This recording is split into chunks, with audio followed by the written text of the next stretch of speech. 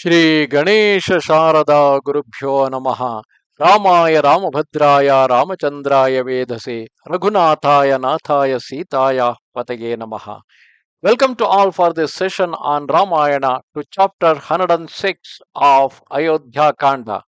In the previous chapters, we are seeing Bharatha trying to convince in multiple different ways to Rama following the path of Dharma to return to Ayodhya, while Rama following the same path of Dharma, telling him to follow the words of his father and respect his words and to return back to Ayodhya and take care of the kingdom while he would continue to remain in the Dandaka forest. Rama, the lover of his people, having spoken, ceased.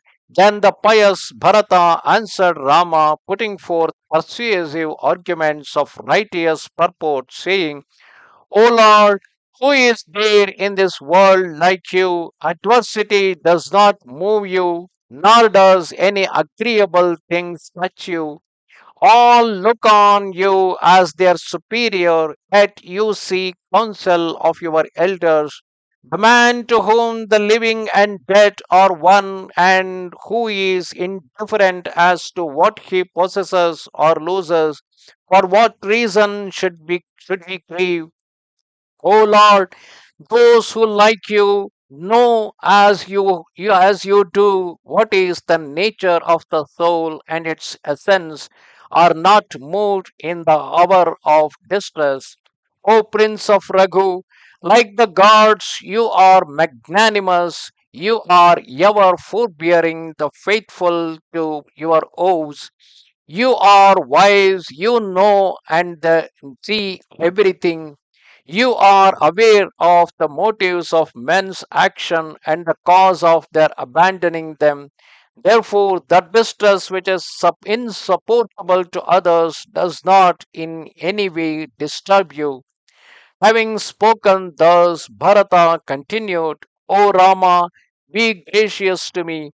Though during my absence in a strange land my mother committed those sins which caused my affliction, I am bound by the ties of duty, else would I have slain my wicked mother. What is evil and what is good is known to me, descended as I am from the righteous King Dasharatha. Therefore, I am unable to act contrary to virtue. I cannot speak evil, I cannot speak ill in assembly of my pious and aged father who has passed away. And where is a man to be found so wholly acquainted with the law of righteousness as was the king? At what person familiar with the moral law would commit so great a wrong prompted by the desire to please a woman?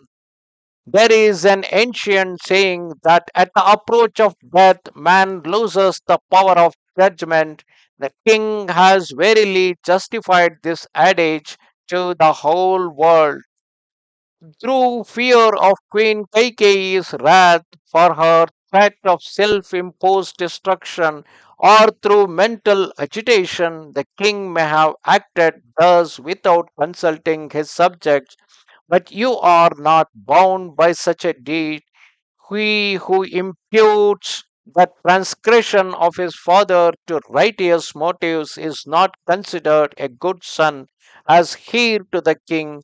Reveal not the errors of your father, but conceal this unjust deed from the world.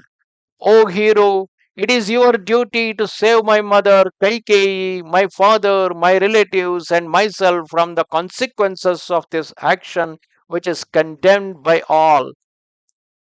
O brother, remember your duty as a warrior and reflect on the outcome of your sojourn in the forest as an ascetic, but do yourself also consider the good of your people. It becomes you not to undertake this course of action. The first duty of a warrior is to be installed so that he may be able to protect his people. Say, why should a man giving up that which is an established duty embrace that which is wretched? fearless, visionary, and undefined. If, O blessed one, you desire to undertake this mortification, why do you not seek it through the arduous labor of ruling the four castes? It is said that the duty of the householder is the highest dharma, then why do you abandon it? O Lord, fear me, I am but your child in respect of learning, age, and state. How should I be able to govern the kingdom? I, a child void of understanding and virtue, and in rank also your inferior, how should I be able to live without you, much less rule in your stead?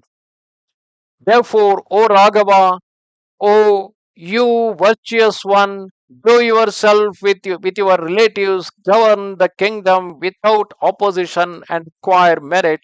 The great sage, the holy Vasista, is here present with the ministers and priests. Permit yourself to be crowned and return with us to Ayodhya.